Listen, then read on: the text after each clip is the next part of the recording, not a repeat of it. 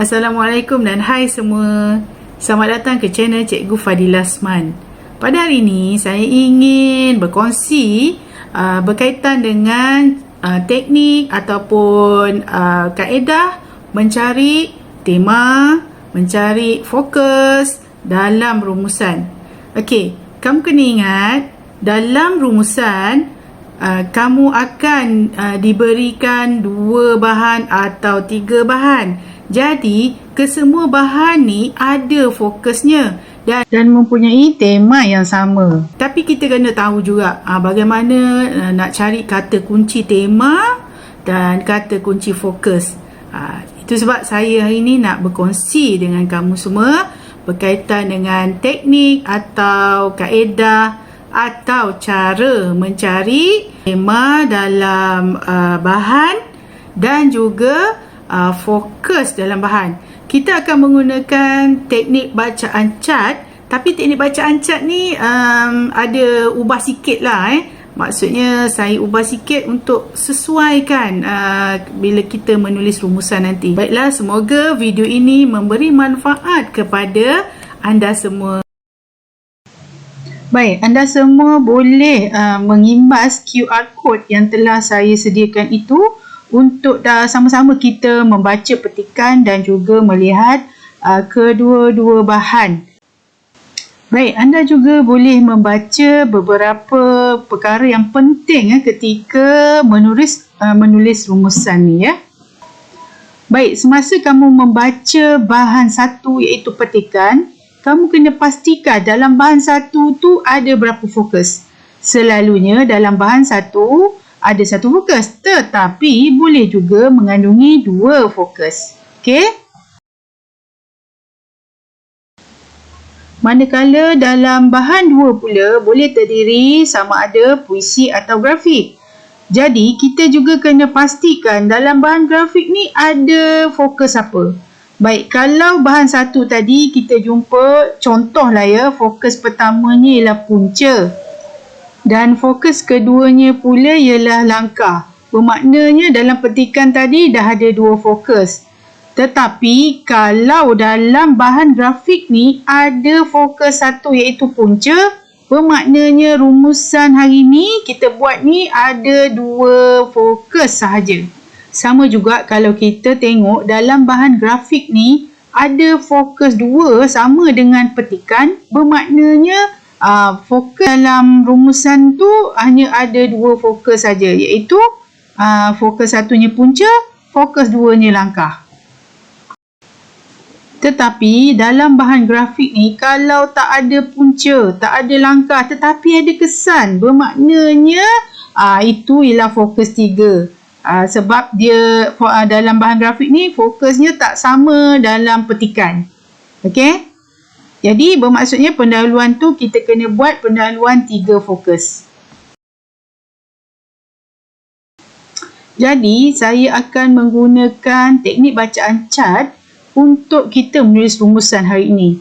Iaitu circle atau bulatkan kata kunci tema.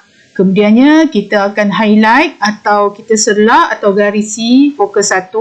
Tu kita kena gunakan pen highlighter. Kemudiannya asterik, penanda asterik ataupun bintang kecil pada fokus 2. Dan kemudian barulah kita pindahkan maklumat yang telah kita jumpa iaitu tema, fokus 1, fokus 2 dalam borang cat nanti. Okey? Baik, bila kita dah tengok petikan, bila kita dah tengok bahan grafik, jadi di sini kita dah nampak tema yang ada dalam rumusan ni. Okey, berdasarkan daripada teknik bacaan cat, okey, gerak kerja yang pertama ialah kita kena bulatkan kata kunci. Tapi cikgu tambahkan sedikit, kita bulatkan kata kunci yang menjurus kepada tema. Okey, menjurus kepada tema. Kamu nampak tak perkataan yang saya tengok grafik? Dalam grafik ni dah nampak dah iaitu jenayah cyber. Jadi kita bulatkan dia. Okey, ni kita bulatkan dia. Okey, lepas tu bahan grafik ni kita baca. Bila kita baca kita nampak alam cyber kan. Jadi kita bulatkan. Kita gunakan teknik bacaan cat tau. Okey, alam cyber.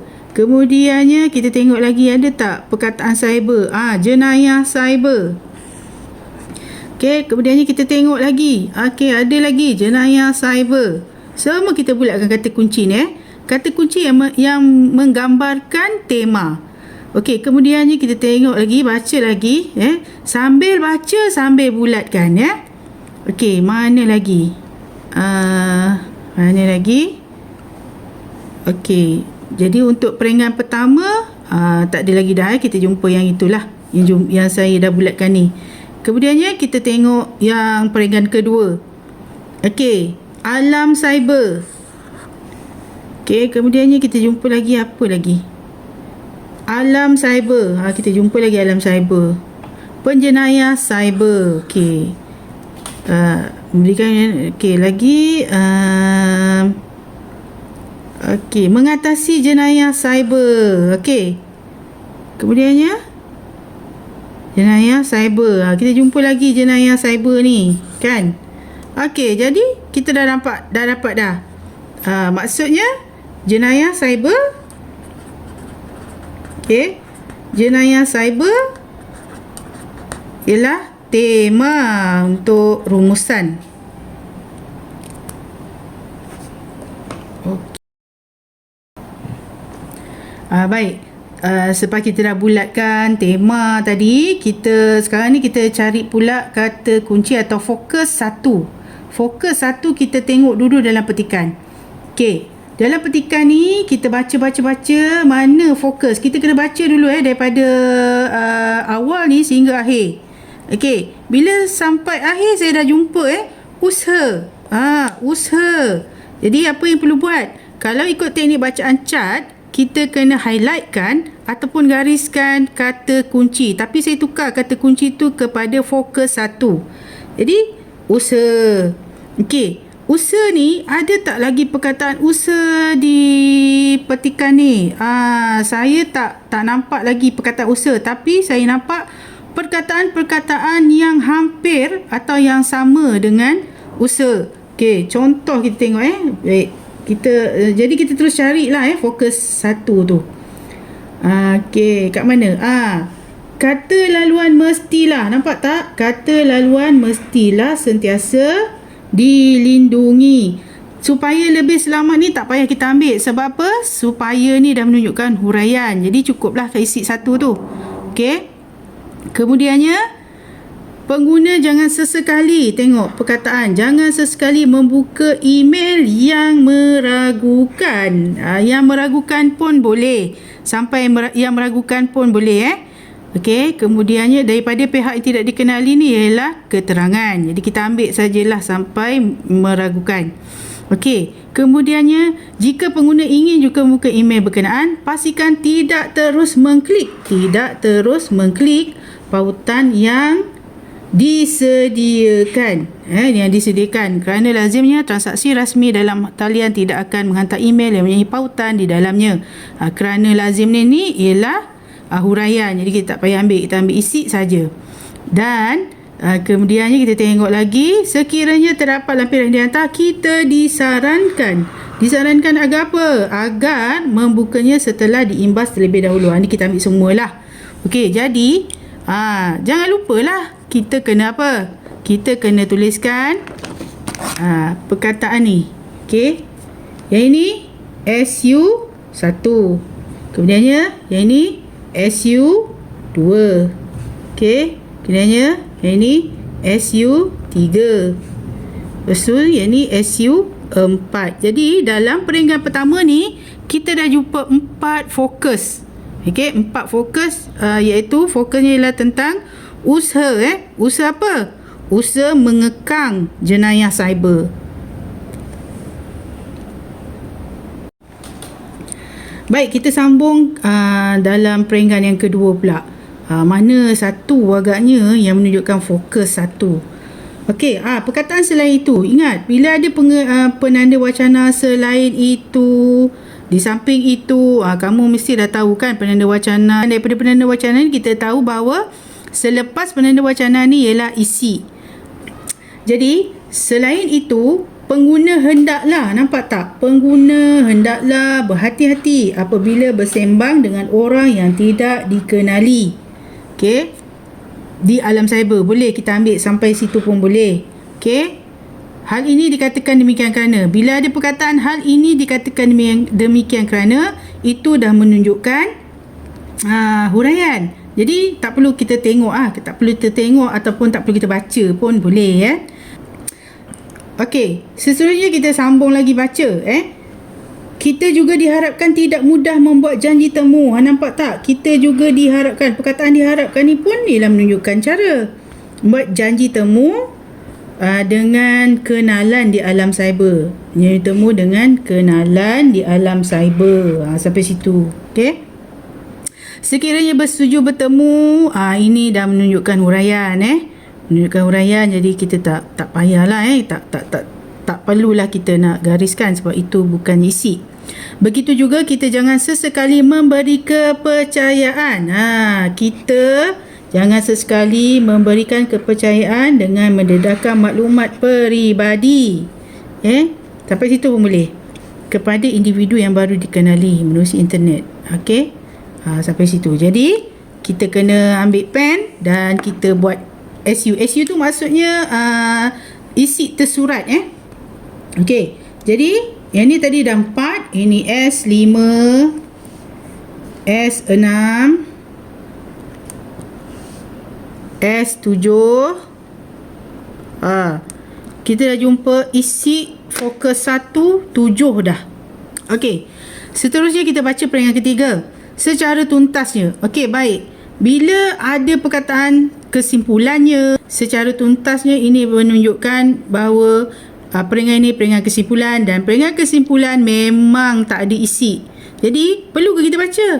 Kalau saya abaikanlah. Saya abaikan. Okey. Jadi untuk petikan ni, ada tak kita nampak perkataan yang menunjukkan fokus 2? Tak ada kan? Jadi kita hanya jumpa fokus 1. Jadi apa kita buat? Tulis je lah kita tuliskan. Okey, kita tuliskan. Okey, fokus 1. Fokus 1. Usaha. Okey. Usaha apa nanti? Usaha mengekang jenayah cyber. Okey. Baik. Habis. Selesai kepada petikan. Mari kita tengok pula. Okey. Sekarang ni kita tengok pula bahan 2, iaitu bahan grafik. Baik, dalam bahan grafik ni mana satu agaknya perkataan yang menunjukkan fokus? Okey, mana? Ada tak? Okey, jadi yang menunjukkan fokus ialah ancaman.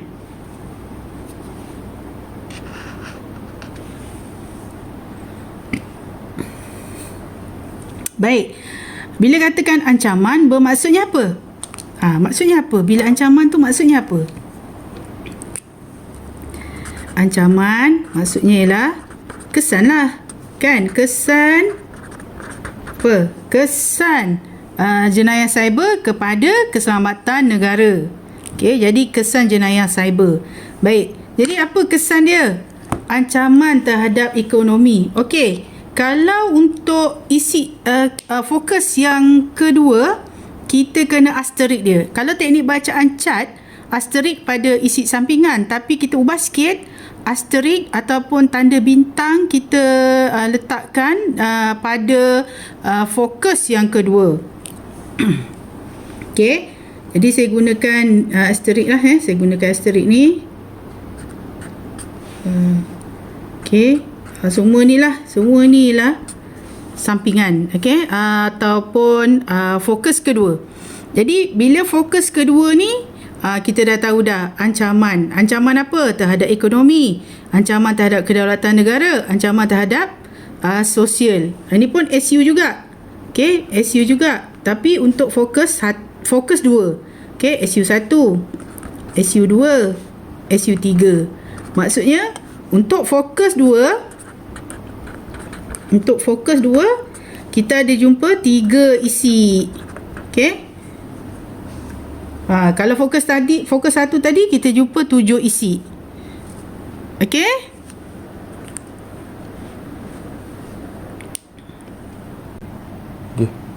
Baik, jadi sebagai kesimpulan untuk rumusan tadi ni, iaitu berdasarkan bahan tadi, kita nampak bahan petikan ada fokus 1 dan bahan 2 ialah fokus 2. Maka kat sini kita tahu bahawa rumusan pada hari ini ialah ada 2 fokus sahaja. Jadi nanti bila kamu tulis pendahuluan, kamu kena tulis pendahuluan 2 fokus. Okey? Dan kadang-kadang ya, anak-anak kena ingat tahu, kadang-kadang dalam petikan dia ada bagi 2 fokus ya, ada bagi 2 fokus, tapi kamu kena baca dahulu. Maksudnya peringgan 1 fokus 1, peringgan 2 fokus 2. Kemudian bahan grafik dia fokus 3 pula. Okey? Itu nanti cikgu akan buat video yang lain tapi hari ni kita lebih kepada 2 fokus. Okey? Baik, ini ialah perkataan-perkataan yang telah kita jumpa tadi dalam petikan. Jadi, untuk definisi ni kadang-kadang ada dalam petikan. Kalau tak ada, kita kena carilah sama ada dalam internet ataupun bahan-bahan rujukan yang lain. Ya, tapi kalau kita tak tulis definisi pun tak ada masalah. Cuma kalau teknik cat ni, memang kita kena cari definisi kan. Jadi, kalau tak ada pun tak ada masalah. Cuma yang kita paling utama ialah kata kunci yang menunjukkan tema dan juga yang menunjukkan fokus. Itu yang paling penting. Baik, setelah kita mendapat segala maklumat yang kita perlukan, jadi kita perlu pindahkan dia dalam borang cat.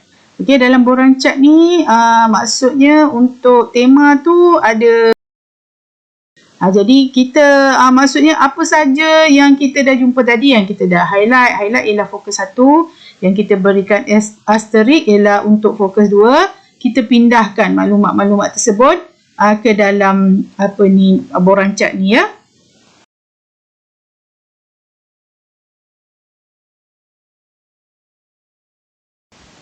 Baik, setelah itu kamu pun perlulah menulis rumusan dalam keadaan yang lengkap lah.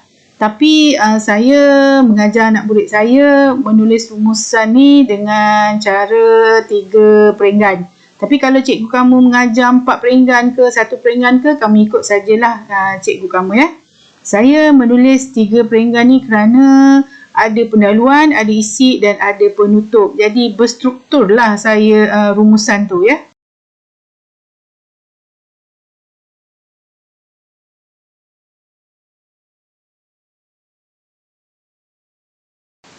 Dan pemeringkanan ni tidak pun dikira sebagai markah Markah kamu dah perlu tahu sebenarnya bagaimana cara mendapatkan markah penuh 30 tu ya.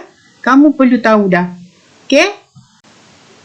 Baik, ini ialah contoh pengiraan isi, iaitu isi 2 fokus ya. Ni kamu jadikan sebagai bahan rujukan ya. Jadi pengiraan isi yang kita telah buat dalam rumusan tadi, untuk bilangan isi bahan 1, fokus 1 iaitu usaha, kita jumpa 7 isi tadi. Tapi kita boleh tulis dalam rumusan 5 isi saja. Mana ada 3 isi. Maka ketiga-tiga isi itu perlu ditulis. Jadi jumlah isi kesemuanya ialah 8 kali 2 bermaknanya 16 markah kita dah ada dah.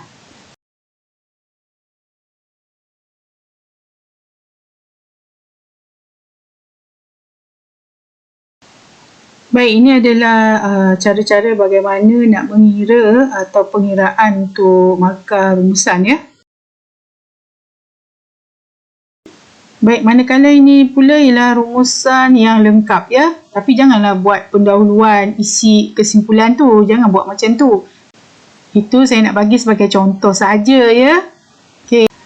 Dan seelok-eloknya kamu kirakan jumlah patah perkataan tau. Bermaknanya kena tulis jangan melebihi 120 patah perkataan. Baik, cikgu telah pun menyediakan latihan untuk kamu menulis rumusan. Jadi, bolehlah kamu mengimbas QR code yang saya telah berikan itu ya. Dan jangan lupa ya, teknik bacaan cat ni, kamu kena isikan segala maklumat yang kamu dah jumpa dalam borang teknik cat ni. Tapi borang ni kamu kena tulis sendirilah ya, lukis sendiri. Okey? Baiklah, sekian. Semoga bermanfaat.